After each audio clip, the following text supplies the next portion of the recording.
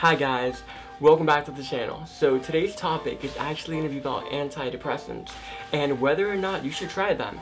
And I'm going to try my best to tell you from my own experience whether or not they do work or they don't work.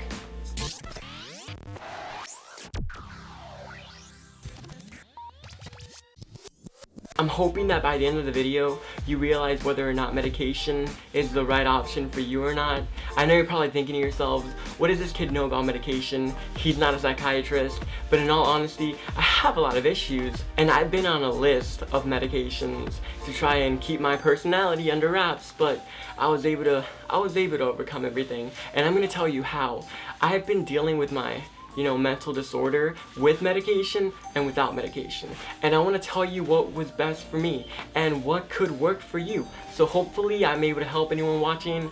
And well, let's get right into it. Most of you already know that I was in the mental hospital for a very long time. I kept going back over and over and over, and every single time I went back, they would diagnose me with something completely different because they saw that the drug that I was on wasn't being effective, so they prescribed me a new one every single time I went to the mental hospital. I guess for the first couple days, I didn't really notice any changes in my behavior.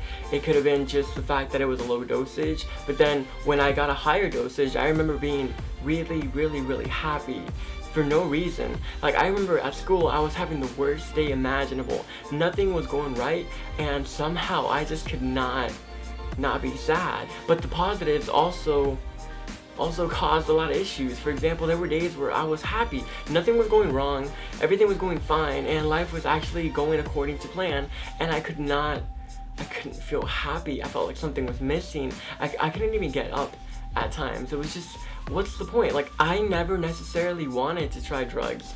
It was just kind of forced on me. Every single person that would go in there had a prescription. It didn't matter what you had. It didn't matter the circumstances of what was happening. You had to get out with the drug.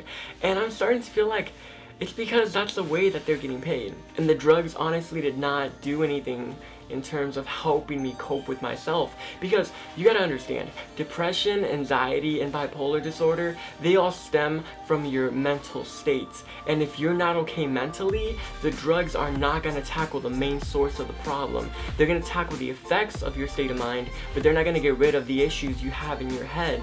It's up to you. It's up to you to be able to cope with them and handle them, and eventually the side effects, which is depression and anxiety, are gonna go away. The most crucial piece of advice that I got at the mental hospital was from one of my counselors. He's no longer there, but I was lucky enough to have him. He closed the door in our room, and he told every single one of us that the drugs they were giving us was not actually going to help us. He told us that as long as we're mentally unstable, they were going to be employed, and that they don't actually want to help you. Because think about it, if you're cured, if you're happy, if you solved all your issues, they would be out of a job. So think about it, why would they want to help you? So they can become employed? That doesn't make any sense. He encouraged every single one of us to try and cope with it on our own. And for the most part, I think most of us did. It wasn't the medication, it wasn't the therapy, it was the feeling of belonging, the feeling of having other people around us that actually went through similar things and ended up in the same position. I think that makes us feel not alone, and I think that helps us in our journey of recovery. That is something very important that I learned early on. You're better off relying on yourself. All these medications, all these counselors and therapists, they're a good resource to have. Don't get me wrong, they will help you, but they are not going to solve your own issues. It's up to you, and your own happiness is honestly in your own hands. You can either choose to be happy or choose to be sad. A lot of people have that confused. If you're depressed, have anxiety, or are just having some sort of mental disorder, you understand, okay, a lot of us might feel victimized. A lot of us feel like, oh, I'm a victim to my symptoms. I can't control my depression. I can't control my anxiety.